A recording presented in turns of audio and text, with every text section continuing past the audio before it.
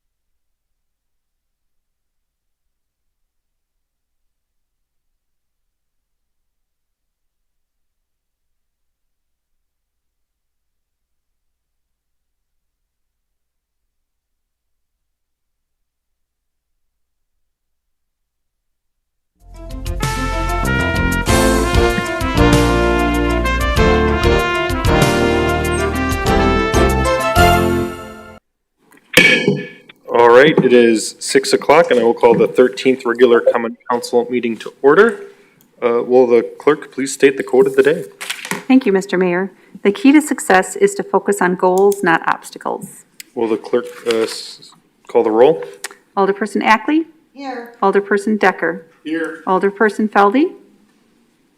Here.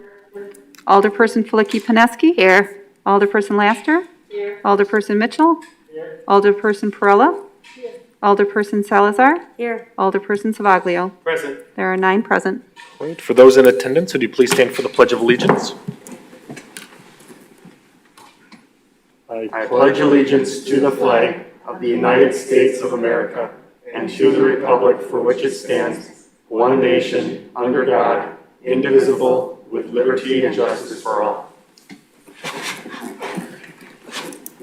Great. 1.3, approval of the minutes. Alderperson Flicky-Pineski. I move to approve the minutes of the 12th regular council meeting from September 20th, as well as the first special council meeting held on September 27th. Second. There's been a motion and second. Any discussion on the minutes? All those in favor, please state aye. Aye. Anyone opposed? Minutes are approved. Thank you. 1.4, resignations. City Attorney. Thank you. There is one resignation, Jim Boren as alderperson for District 10 in the city of Sheboygan, effective immediately. Alderperson Flicky-Pineski. I move to receive the resignation and file it. Second. There's been a motion second. Any discussion? Seeing none, all those in favor, please state aye. Aye. Aye. Anyone opposed? That's approved. Thank you. All right, 1.5 is an announcement for an election to be held for the Common Council at our October 18th meeting to fill the unexpired term for District 10. So as folks are aware, Alderperson Bourne resigned effective immediately last Friday, 2 Fridays ago now. So at our next Common Council meeting on October 18th, we will vote to fill the seat. Applicants are requested to reach out to the city clerk and submit a letter of intent to be on the ballot by Thursday the 14th by 5 p.m. That will be the deadline to get your information to the city clerk's office. If there are more than 2 applicants, the city council will vote with a ranked choice voting process. If you have any questions, please call the clerk's office for any inquiry. All right, 1.7, public forum. 1.6, confirmation of mayor appointments. One appointment for your consideration. The mayor appoints Natasha Torrey to the Senior Activity Center Commission for a term expiring April 15, 2024. Berta? I move to confirm Natasha Torrey to the Senior Activity Center Commission. Second. There's been a motion and second. Any discussion? This is a roll call vote.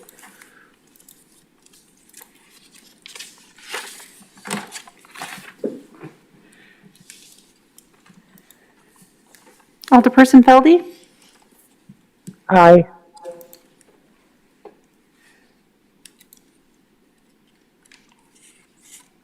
Nine ayes. That's approved.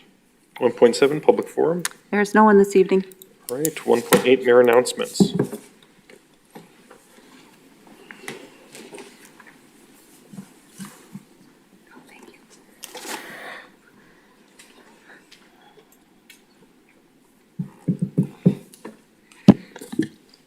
All right, good evening, everybody. Thanks for coming out tonight.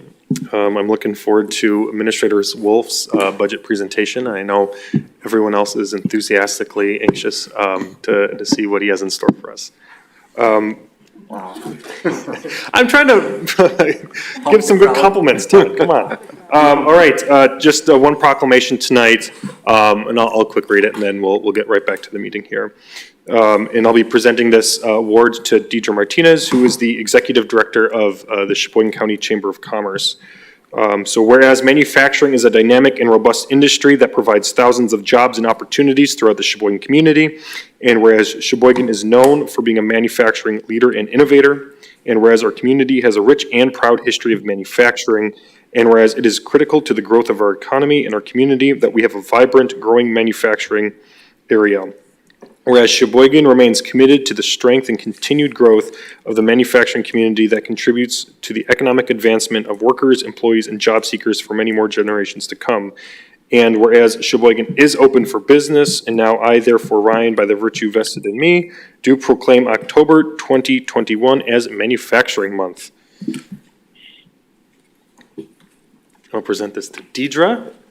Would you like to say a few words? Sure. Thank you, Mr. Mayor. Can I take this off for a second? Okay. Hi.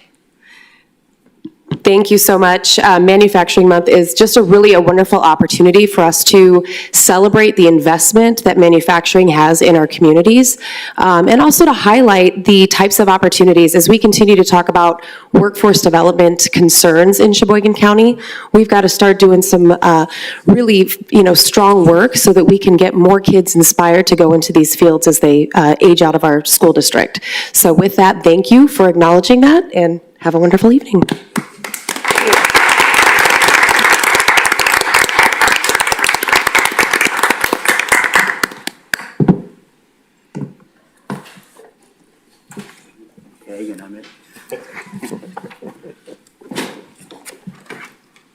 All right, and now we'll jump into 2.1, the 2022 proposed budget, and we'll turn it over to Administrator Wolf.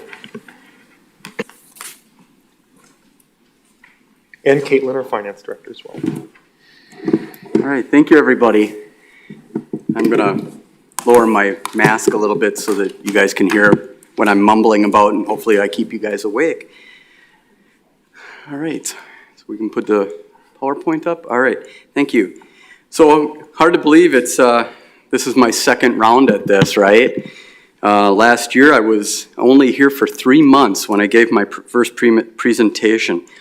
My confidence of this is not just the budget, but also the numbers is significantly higher than what it was last year when I was first learning about all of the ins and outs of the city budget. Thanks to Caitlin, Jessica, and Carrie, this process went very, very smooth compared to past years. We have reviewed, confirmed, and found a few issues from last year and from in the past. And as we have stated, the 2022 and 2023 will continue to be some difficult years for the city moving forward, as we all know. This presentation will also assist in the understanding of our past, present, and our future for our budgets. Next. So some of this may be a little bit of review, and as some of us are newer alders, Obviously, our mission statement is why we exist. Next. Whoops. Our city's vision statement is where are we going, correct? Next. Our S.T.A.I.R.S, which I'm very proud of our core values, which obviously spell the acronym S.T.A.I.R.S, is how we behave in our daily activities, whether it's internally or externally, moving forward. Next. Our state and city constraints continue to be the state law, tax levy limits, continued reduction in state shared revenues, and continued city budget and parameters. Our expenditure restraint program, which we'll talk a little bit about, which is our ERP when we reference it. Our minimum fund balance requirement, which is set by the council to be 25%, which is not a problem. These are continued issues. The mayor and I continue to discuss with our state representatives to see where we can make improvements in some of these limitations. Next. Our state shared revenue.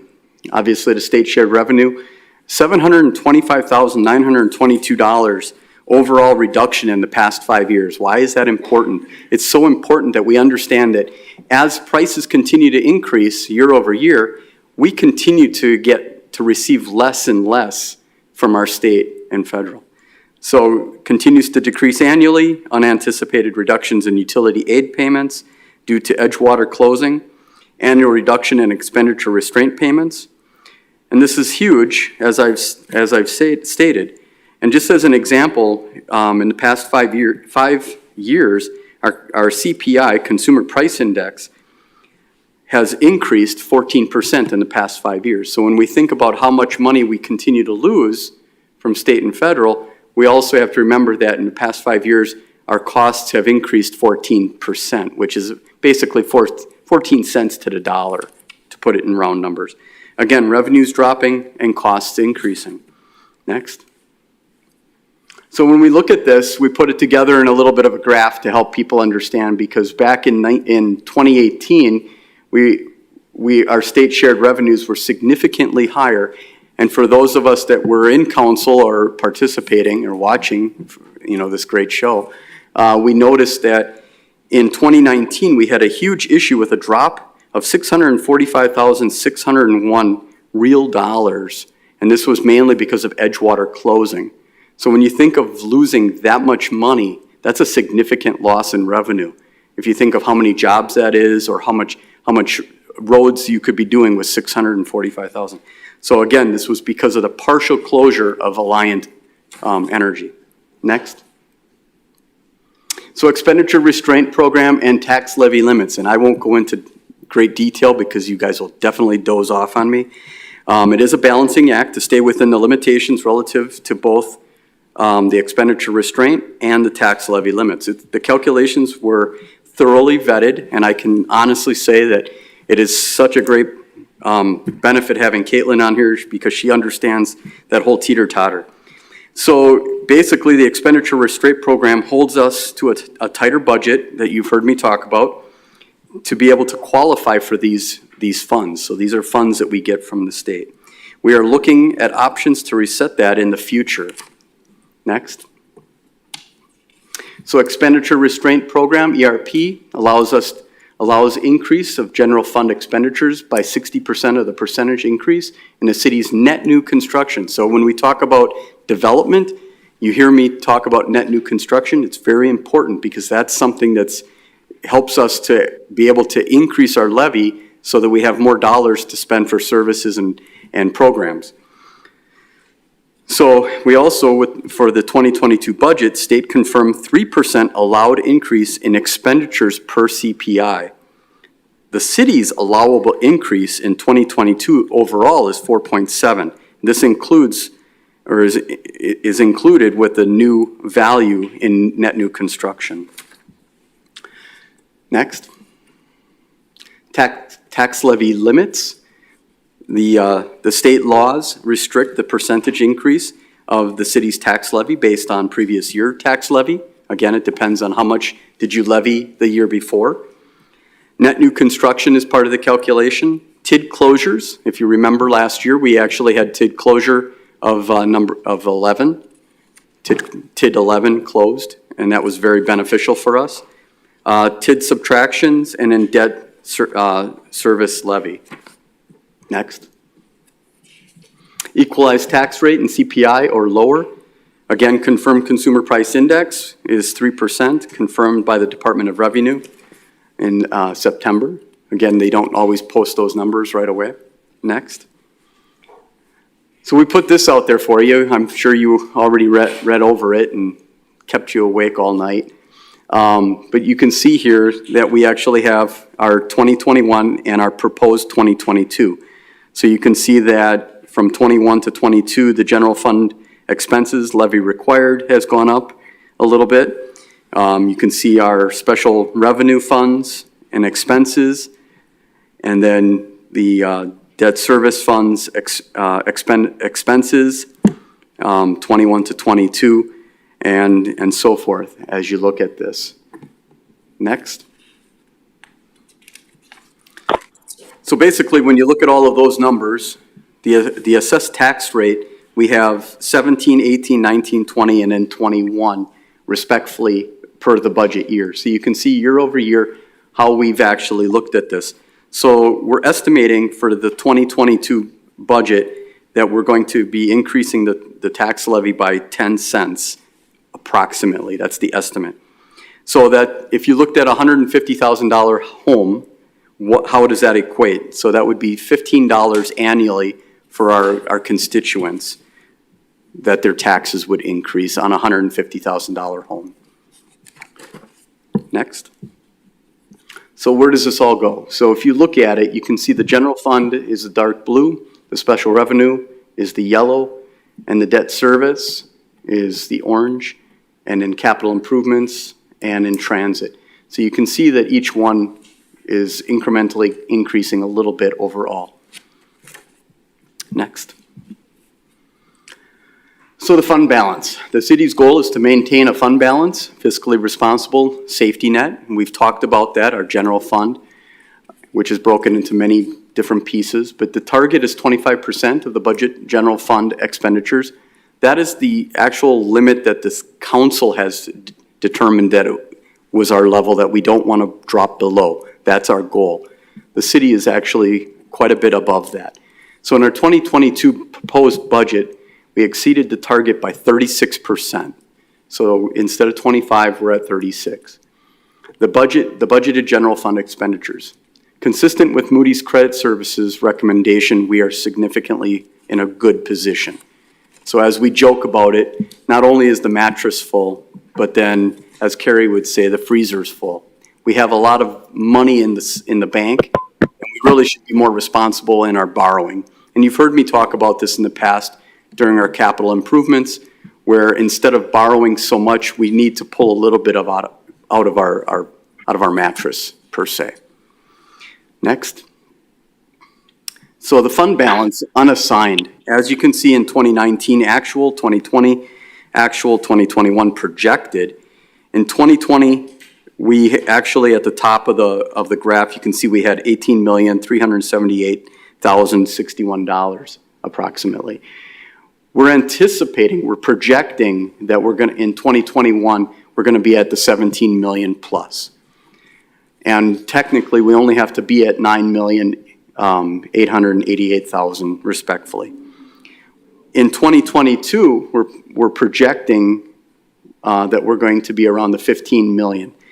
And then you may say, well, Todd, why is that? So we're looking to spend close to $1 million, $995,000 in capital projects. If you remember, during CIP, we talked about using $1 million respectfully out of general fund and only borrowing $2 million in an effort to reduce some of our debt year over year. So here, what we're doing is showing $1 million taken out of the general fund. We're also using $750,000 of contingency as that safety net if projects are needed to be done in 2022. We did the same thing in 2021. So again, we're just respectfully showing you what our estimates are going to be, where we would be in 2022. Now, when 2021 closes, respectfully, we tend to roll quite a bit of money over from year to year, as you can see from 2020 to 2021. Next. Next. Thank you. So what we did was we put it into a little bit of an easier graph to kind of show in 2022 personnel information. We wanted to show where the majority of the funding is going. So you can see that public safety is 42%. Public works, again, we're a service industry. So it's obviously 40% is going to go into, you know, everything that we do for the city, whether it's garbage, snow removal, you know, the 36 parks that we take care of, the cemeteries we take care of, all of the things that we take care of within our city takes up the majority of what we're doing in our service. Our cultural and recreation is 9%, and our conservation and development is 1%, and then general, which is pretty much, I believe, overhead. Let's just call it overhead operating expenses, right? When you look at it, 8%. Next. Our 2022 personnel changes, overall, we had a decrease of 11.5 full-time equivalents, FTEs, full-time employees.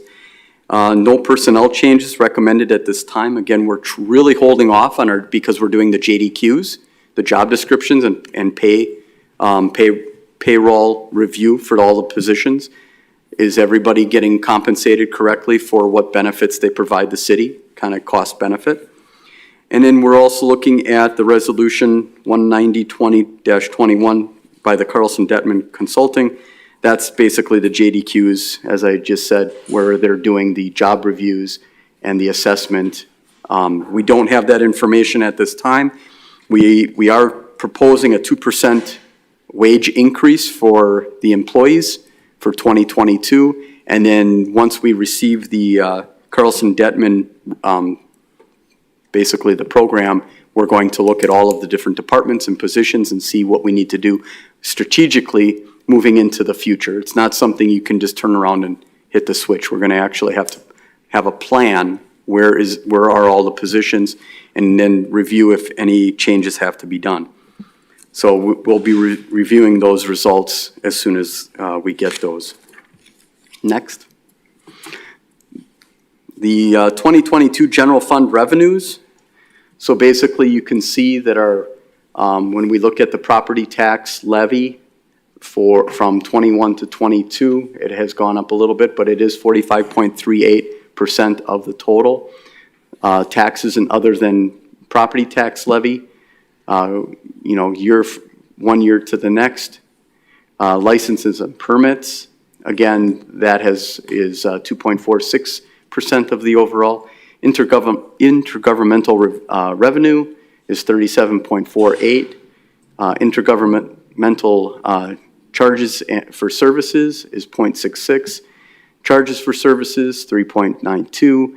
Fines and forfeitures, again, you can see that only went up just a little bit, and that's at 0.68%. Miscellaneous revenue, that it has gone down a little bit because, again, we're still in a COVID situation, and that's 0.79. Other financing sources, that has dropped significantly.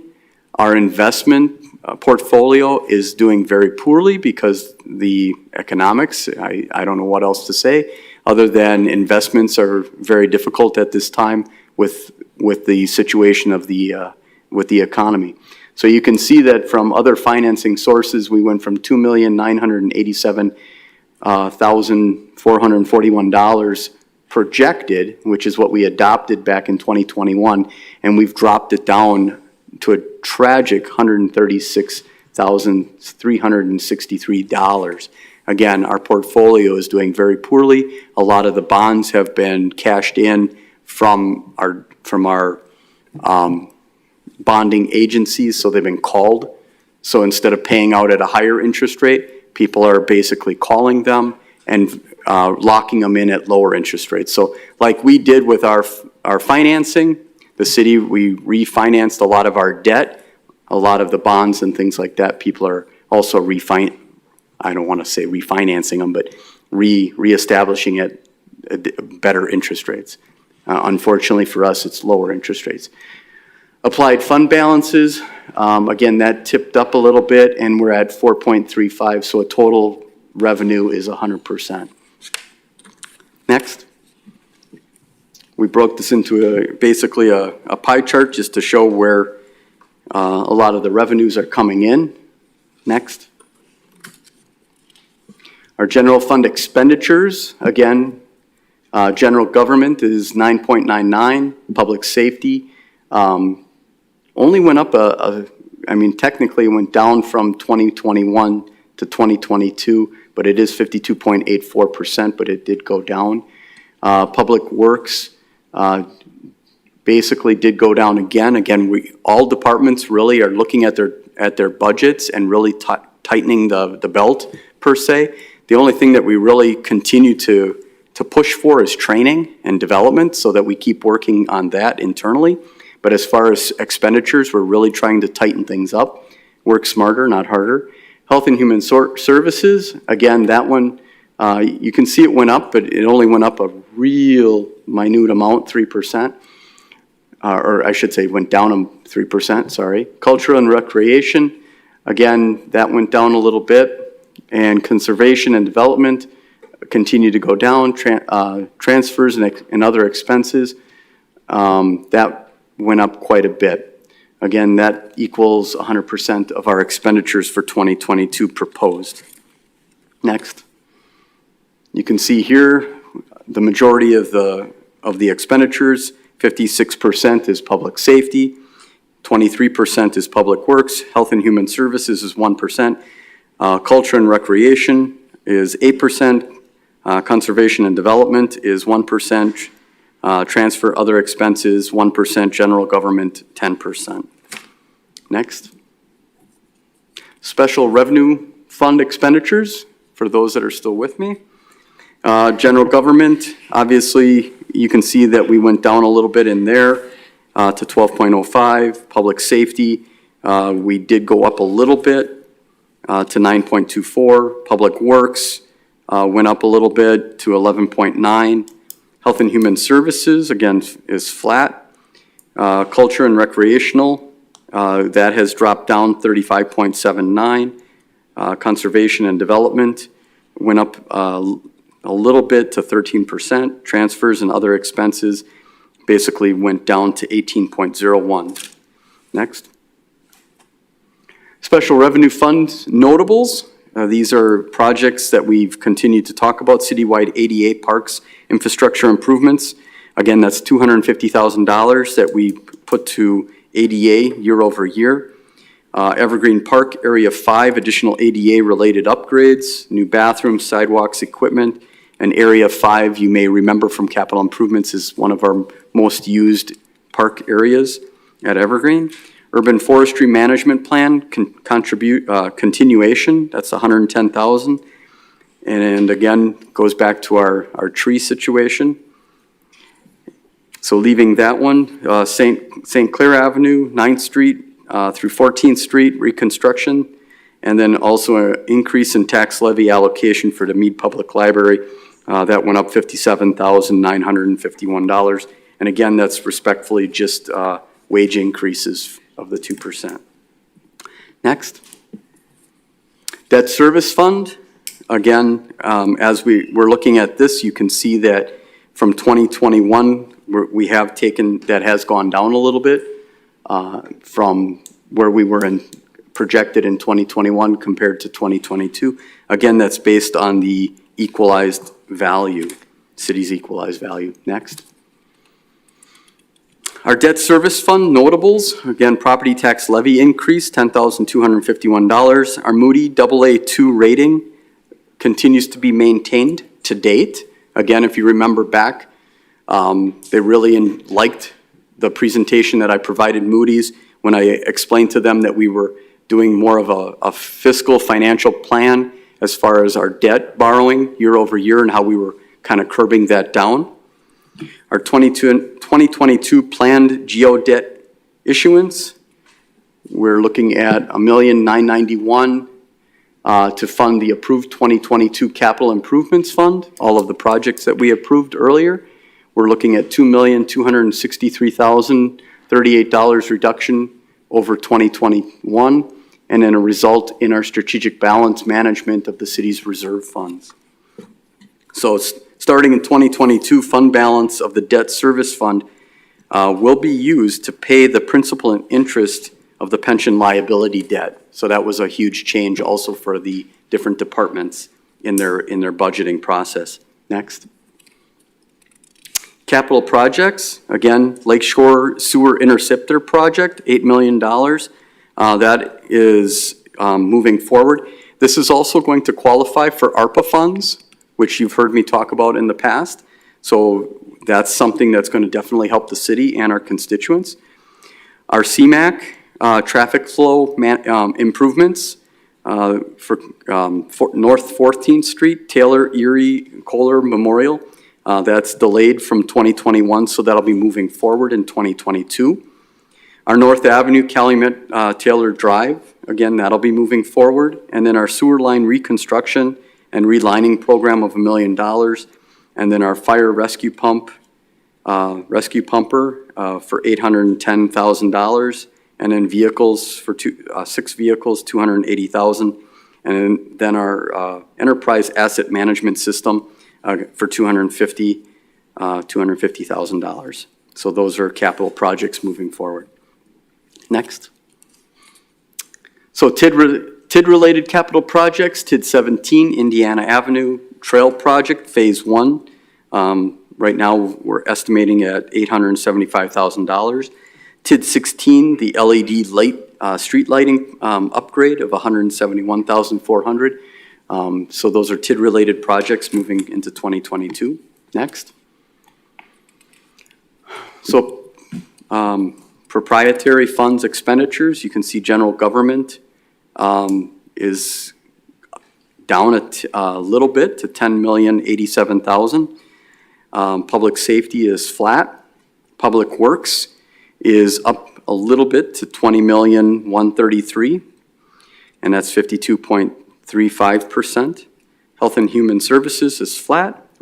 Culture and recreational is basically, unless I run things out to 5 digits like Caitlin, it's basically flat.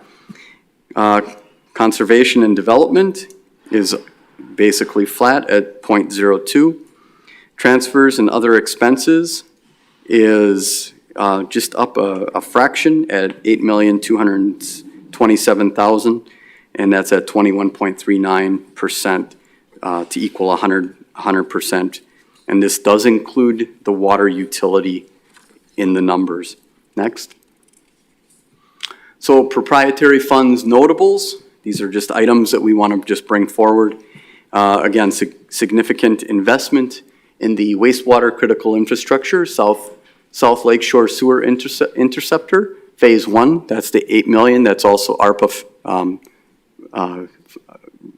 capable of using ARPA funds. Sewer line reconstruction of the $1 million, and in the south aeration upgrade of $385,000. And then increase in billing costs and water utilities is $125,000, and then utilities and fuel cost increase is $44,000. Next.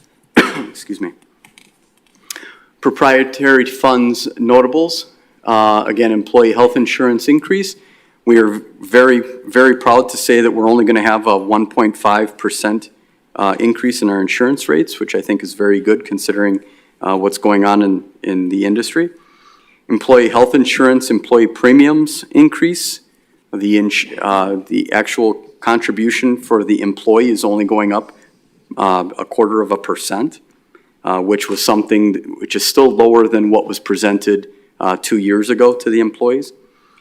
Employee HSA contribution continues, and that's a $382,000 cost out of the fund, and that is basically providing the $750, if I'm saying it correct, Vicki, tell me, $750 to basically these singles, and then I believe it's $1,500 to families. So that really is a huge benefit to the employees. Transit Maximizing CARES Act funding, that continues at $478,715 in revenue relief. And I believe we have one more year of that after this, after 2022. IT 6% and motor vehicle of 2.5% funds. Again, maintenance fee, increased contribution, again, supporting the infrastructure investment and new technologies initiatives throughout the city. And the motor vehicle fund also will be helping us with our enterprise fleet lease program as it begins in 2022. Next. So budget information availability. So for those of you that are still with me, that is the 2022 recommended budget and brief document is available at City Hall, at the Meade Public Library, and on our city website. And then I just want to say thanks again to the city staff for contributing and putting up with this very difficult time in budgeting, because it is very difficult.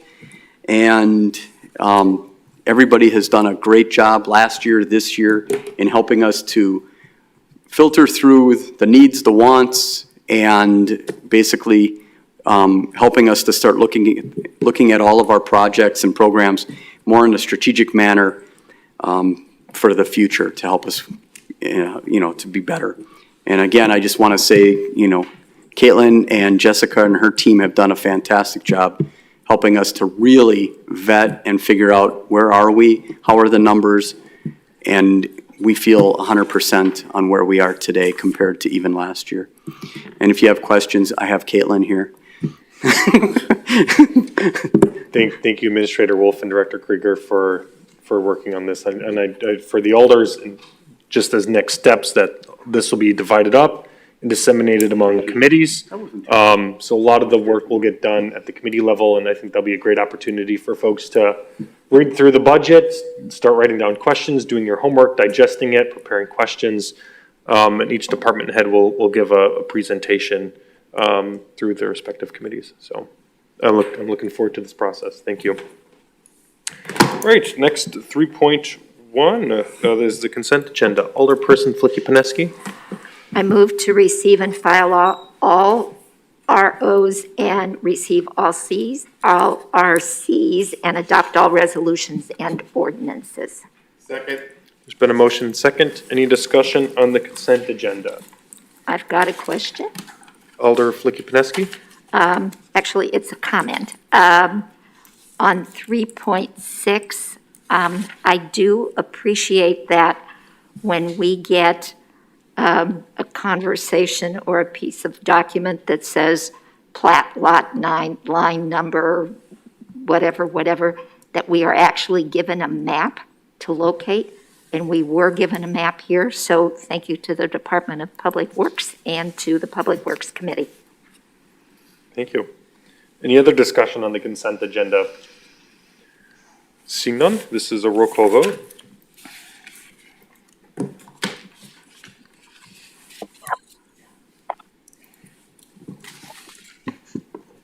Alderperson Feldy? Aye. I have locked myself out.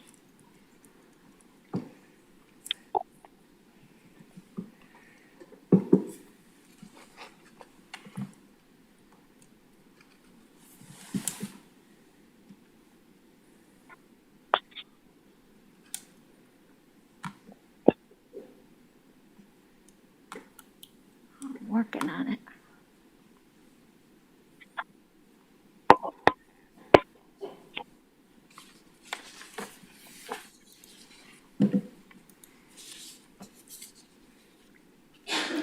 Nine ayes. Okay, that's approved. 4.1 through 4.4 will be referred to a variety of committees.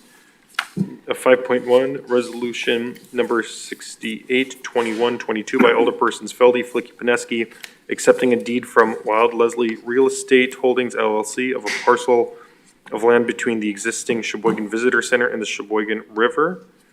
Alderperson Flicky-Peneski. I move to suspend the rules and to adopt the resolution. Any objection to suspending the rules? I would just like to comment that the reason for the suspension of rules is the ability to file a grant. Okay. Is there a second to the motion? Any discussion on this item? Director Pelacek? Thank you, Mayor. So just a little point of clarification. So this, as Alderperson Flicky-Pineski said, is to allow for Visit Sheboygan and the city of Sheboygan to apply for a federal grant. So this would deed property between the current visitor center on 621 South A Street and the Sheboygan River from Wild Leslie, who is Leslie Kohler, to the city of Sheboygan for park and open space purposes. And that would then be publicly held and allow for the city to move forward with Visit Sheboygan to apply for a Economic Development Administration grant to fund a science, technology, engineering, arts, and mathematics education center at that location that will help with workforce recruitment and ecotourism at that location. So you'll see more information should this get funded, but it's a partnership between the city and Visit Sheboygan and now Millport Sigma, who's a contributor towards it, to fund some improvements there as a workforce development initiative. So this was the first step in getting to the grant because it needs to be publicly owned. So Leslie Kohler is deeding it to the city for $1. Questions from alders? All right, seeing none, this is a roll call vote.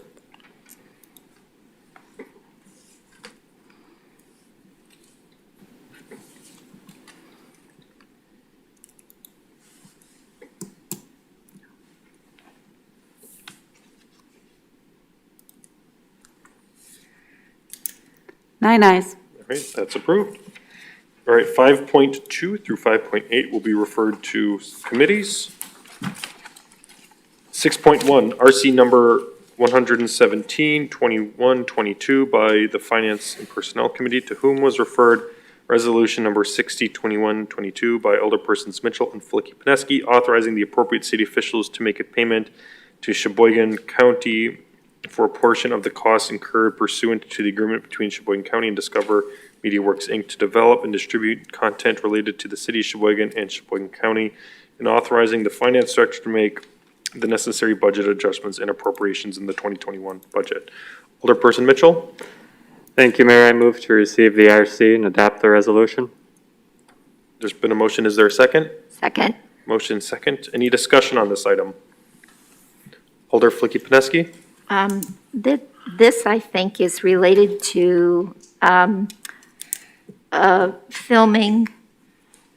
Somebody can give me the right name of the filming, but it's filming to do basically an hour TV program about the city of Sheboygan. And I guess I have a question about spending those dollars when we don't have a communications plan for the city. We have a park plan, we have a strategic plan, we have a plan for trees, we have a plan for sewer and water, and we don't have a plan for communications. So I guess I'm a bit concerned about spending the dollars when we don't know where it fits in a communications overall plan. Thank you. Alder Decker? I guess I have a couple questions on this. First of all, is this going to be just a City of Sheboygan type of program, or is this, because it's the county, is this going to be is this a county program? What kind of, is this, what's going to be behind all this? Chad, you want to take that one? Sure, unless City Administrator Wolf would want to answer first. Administrator Wolf? Thank you, Mayor. The spirit of this is the fact that the Discover Wisconsin reached out to the county and talked about the fact that it would, right now is a really good time for the city, county, and local businesses to really pull together because of the fact that we have a need to bring more people to our city and county. the county is paying a portion, the city would be paying a portion, and the SCEDC would be paying a portion. The spirit of this is that as we've talked about development not just in a business perspective, and the fact that it's hard for businesses to continue to stay and manage and grow because of the fact that we have upwards of 4,000 open positions within our city and county. The plan for this is basically where the mayor, myself, and the county and SCEDC would be putting together, working with Wisconsin Media Works, Wisconsin Public Media Works, putting together basically small advertisements and information about Sheboygan County, and the area businesses around. Not so much a focus on the manufacturing piece, but to have links so that, again, not that many people actually watch television anymore, but they'll put it on social media, they'll put it on different ways of communication. And it also gives our area businesses, whether it's local restaurants or small businesses to large businesses, the ability to have links to be able to show what Sheboygan and Sheboygan County offers. So the spirit of this, and you're right, we don't have an actual communications plan. We have plans for so many things, and some people would say we have too many plans that we don't follow through. This came forward because the county actually was reached out to first. I think it's important that we, the city, do something, because as an example, and I've said this in the past, when I've looked at jobs in other communities, the first thing I do after I talk to a recruiter is, what does this community have to offer? We need to be showing the schools, the churches, the restaurants, the local businesses, the nightlife, all of the things that we take for granted because it's here, because we have it. But we don't realize that other communities don't have what Sheboygan has. So the spirit of this is basically having, and I agree, it's a lot of money, but if we don't show people what the city has, we're not going to get people to move here. And area businesses don't have that ability to say, look at what we have. We have Visit Sheboygan, which does a great job.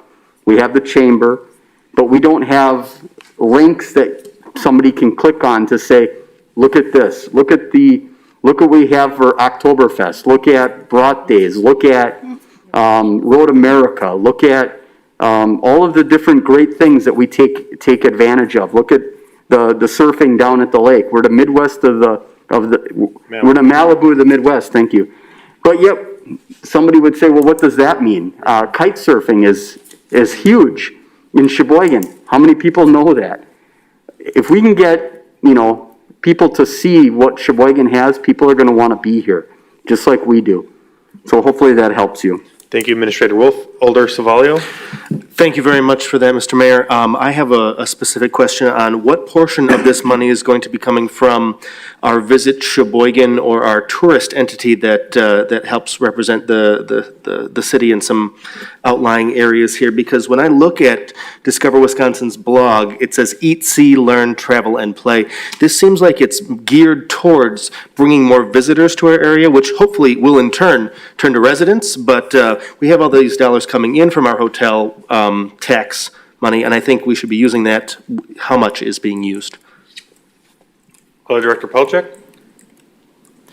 So you're absolutely correct in this Discover Wisconsin episode. Discover Wisconsin typically is a tourism-based visitor program. This initiative with the county, as I understand it, is more geared towards workforce development, and therefore Visit Sheboygan room tax dollars or city room tax dollars can't be used for this because we're really trying to draw residents here versus visitors and heads on beds. So the Visit Sheboygan has contracted over the years and done a number of Discover Wisconsin episodes where they've actually used it to promote the community to get visitors here.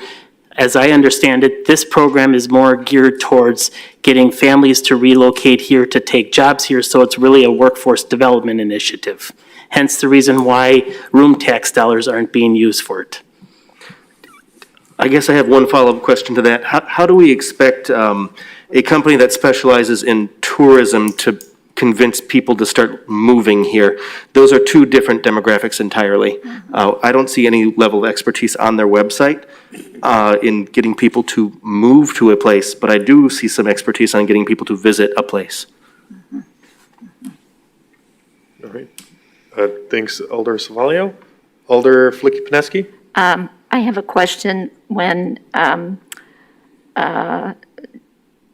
City Administrator Todd mentioned they will put clips on other media, does part of their contract also give us feedback about how many clips were there and where they came from and all of that? I mean, is there a follow-up for this? Yes, there is. According to the contract, they're going to be pushing out to get a certain activity rate. And part of the questions that I've pushed out there, that the mayor and I've been in these meetings is, what if you don't hit these, Benchmarks. these benchmarks? What will you do in the, to correct that? And they basically had said that with what they do in their with their customers and their activities, is they will spend the extra money above and beyond to make sure that we get that viewing. So whatever needs to be done, basically, that's how they get their business, right? If they're not getting the activity, they're not going to get more business. So it's to their best interest to make sure that the views are being done. People are clicking it. People are interested in what they're watching to get us what we want. And that's basically, we want exposure, right? We're the best kept secret. And we want people to understand that we're here and we're, not just open for business, but we're open to have people move here because, for every job we need, there's a mom, a dad, and prospective, children to follow. So it grows the whole city will grow and the community grows. Thank you. Thanks, Administrator Wolf. All right, Alder Decker. Okay, I guess my question still hasn't quite answered as far as the county's share. I mean, this is going to be,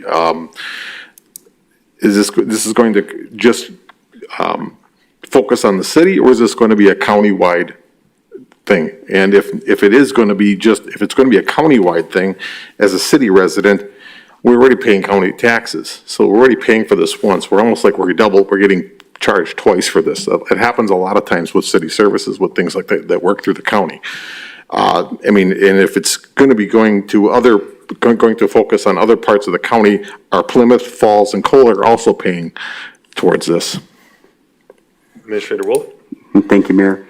This is a discussion that the mayor and I have been having quite a bit with Adam Payne and Brian Dudna from SCEDC.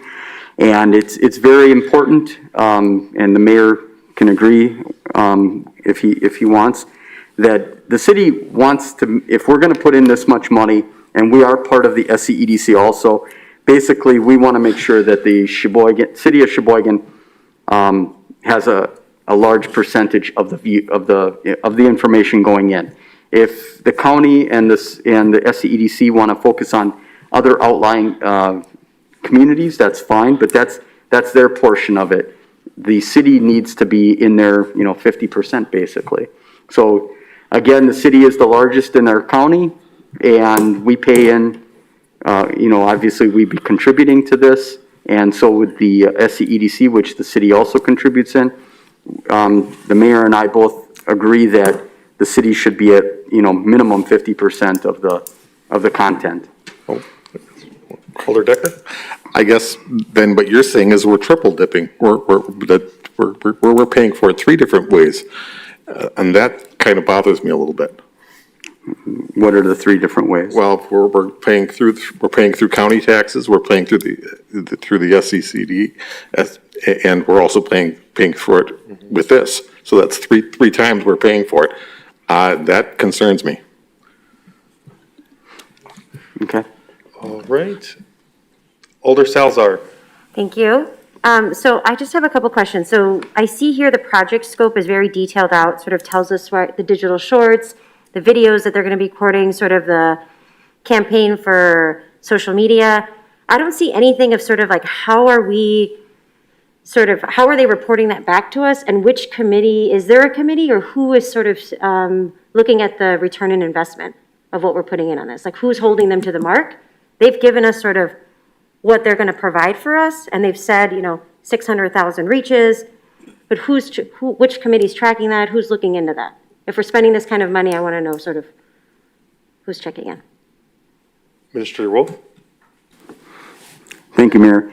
There is no committee. I guess if there's a committee ad hoc, it would be the mayor, myself from the city, and it would be Brian Dudna from SCEDC, and then it would be Adam Payne from the Sheboygan County as far as representation. Again, we're still in the formation of what the program is actually going to do. The mayor and I do not have anything to bring forward at this point because we're still putting together how this would all look.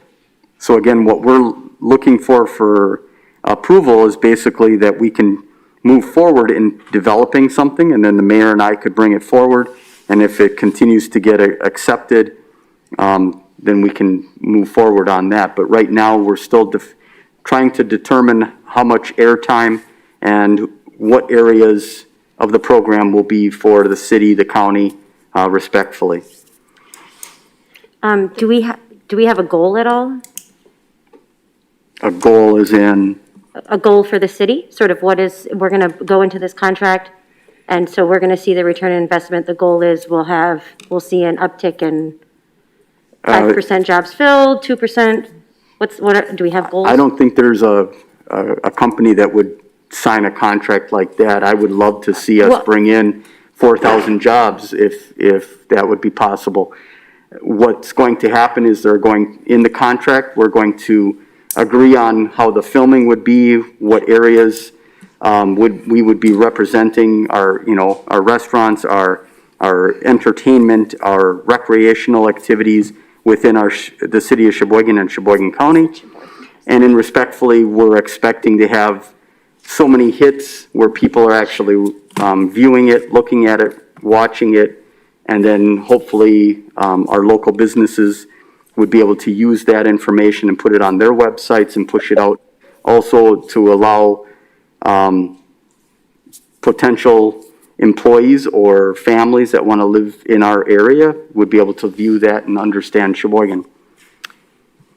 Thank you. That all sounds great. I guess I would just challenge you to think about what is the goal and outcome you want of this contract and what you're looking for. Thank you. Alder Perella. So I have to assume that, unfortunately, I don't have the information in front of me, I don't have my laptop, but I have to assume that we expect this video to be aired via TV as well, correct? That's an expectation. And I assume that is the part that perhaps is more costly. So I would like to know more about what is the plan before deciding that the money is really worth it, meaning which TV programs, in which degree. Because again, if that part is not as worth it, perhaps we could get the same quality service and push it through social media at much less cost. Administrator Wolf. Thank you, Mayor. My understanding is that the cost isn't so much the airing of it. We live in a digital world. We're not even looking at that it's going to be aired on television per se. So much is done by streaming and things like that. This is actually going to be something that the cost is really in the filming of it. This is a 2-year program. So when we look at the cost, we really need to look at it as 2 years. This is done over the years, also because, obviously we want to be able to roll stuff out that shows our summertime. We want to show our fall. We want to show our winter.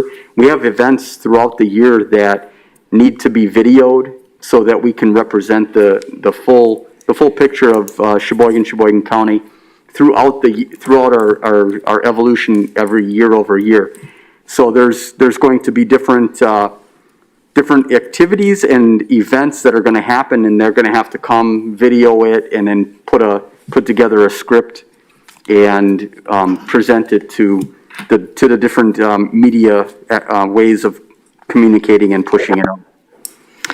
I have a brief follow-up on this, Mr. Mayor. Go for it, Alder Perrella. Last time I asked the same question, the last Common Council meeting, actually, I was told that the reason that, my question was, why did we choose MediaWorks? And we were told we chose it because, in fact, it's not as much the video content per se. We are paying, because perhaps we could have found other companies being able to do the same thing, but we are paying for the capability and the experience of this specific company to air it and disseminate the video itself, which was sort of convincing to me.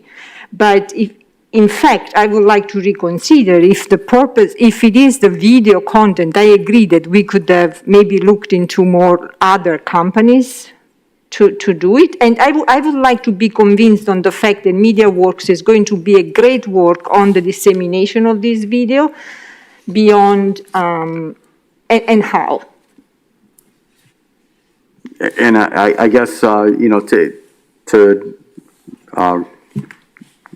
refer back to that conversation, MediaWorks did came to us.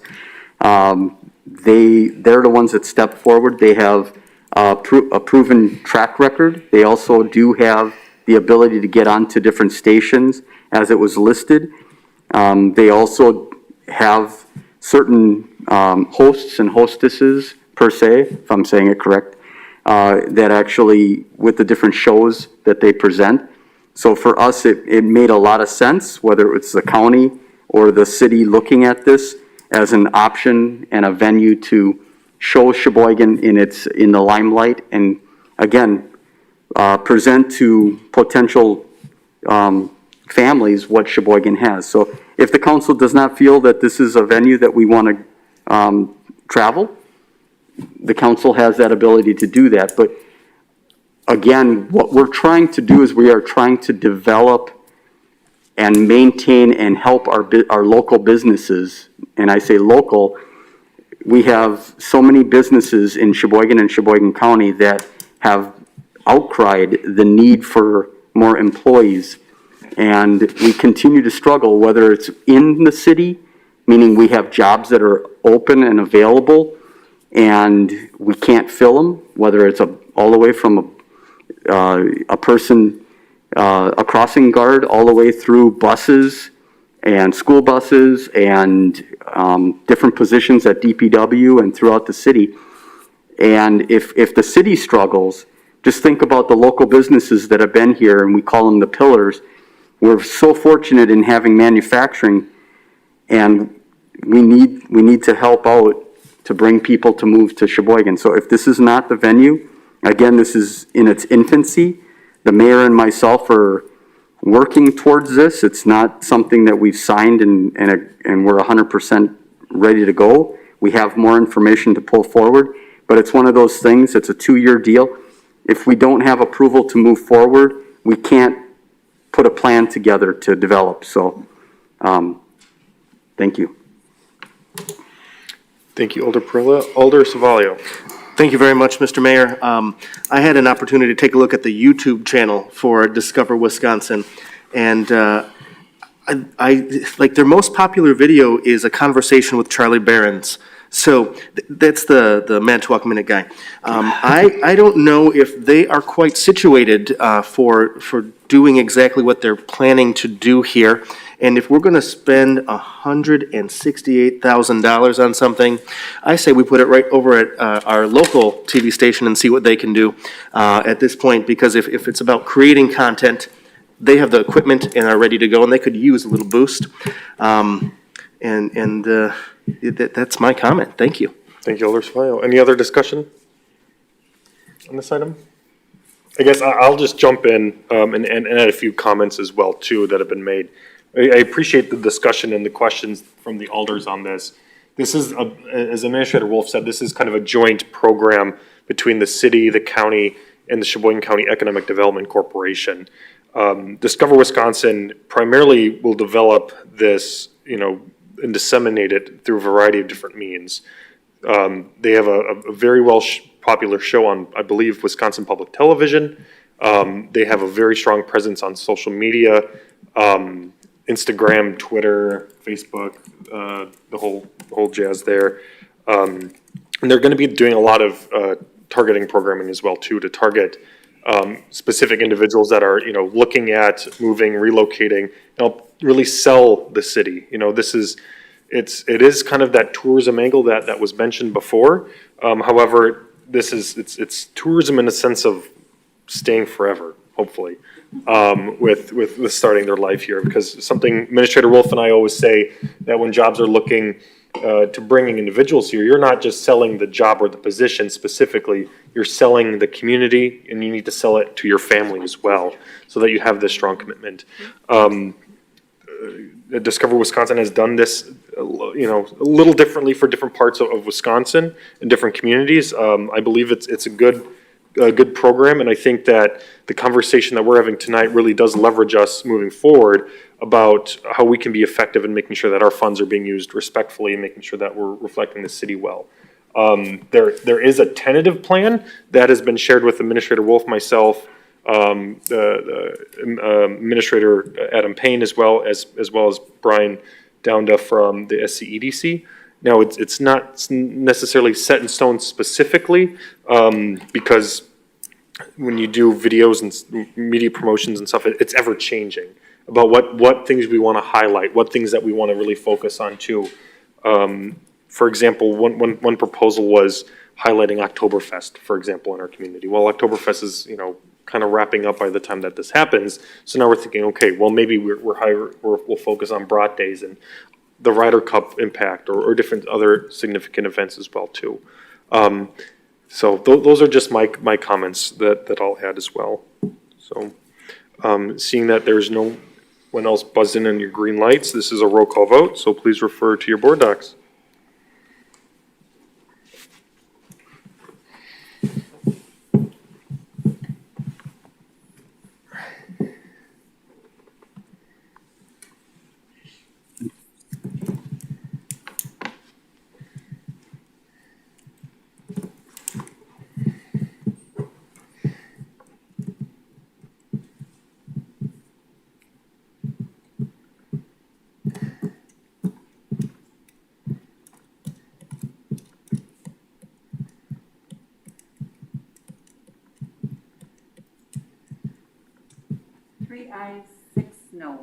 The motion fails.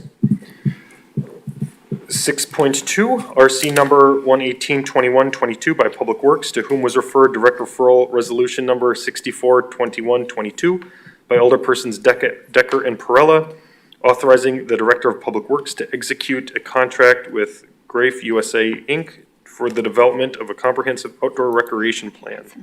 Alder Decker. Thank you, Mayor. I make a motion to adopt the referral. Is there a second? Second. Motion and second. Any discussion? Seeing none, this is a voice vote. All those in favor, please state aye. Aye. Anyone opposed? That's approved.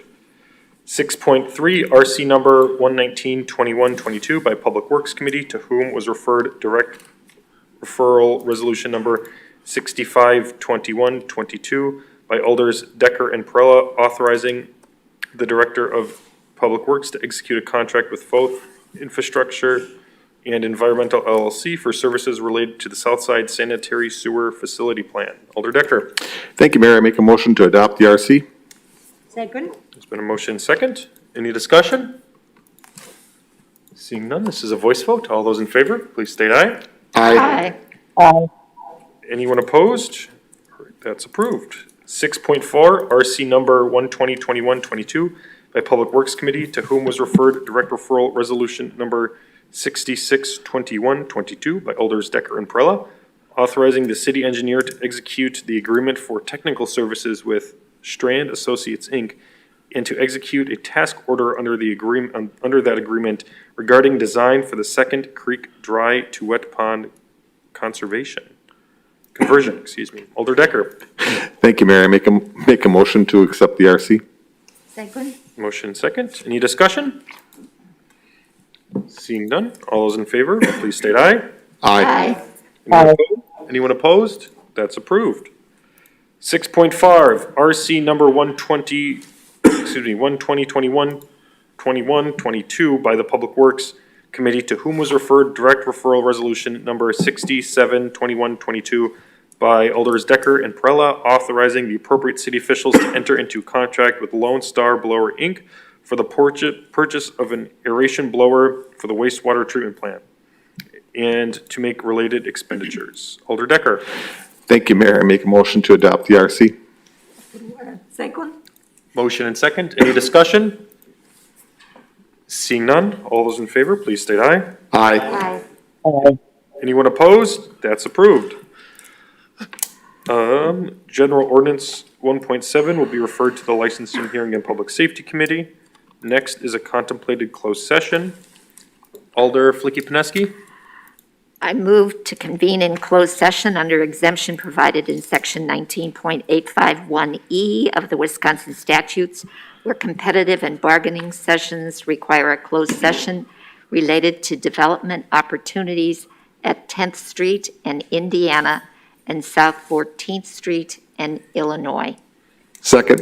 There's been a motion and second. This is a roll call vote.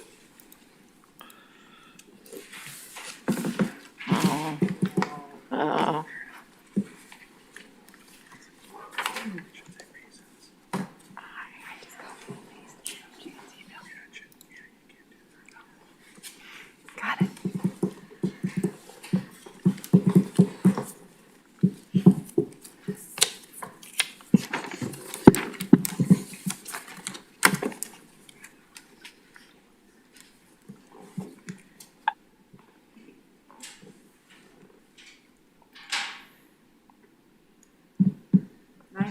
All right, we're in closed session. We'll head over to the next room. Thank you, everybody. We'll be adjourning in closed session tonight.